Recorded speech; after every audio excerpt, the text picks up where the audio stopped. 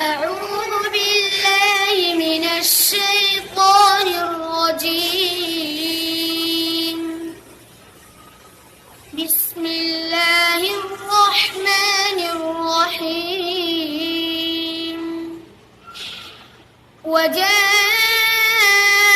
المعذرون من الأعراب ليؤذن لهم وقعد الذين كذبوا الله ورسوله سيصيب الذين كفروا منهم عذاب أليم.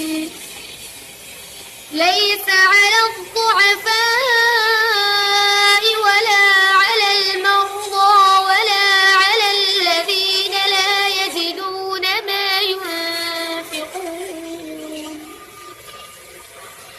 ما ينفقون حرج إذا نصحوا لله ورسوله ما على المحسنين من سبيل والله غفور رحيم. صدق الله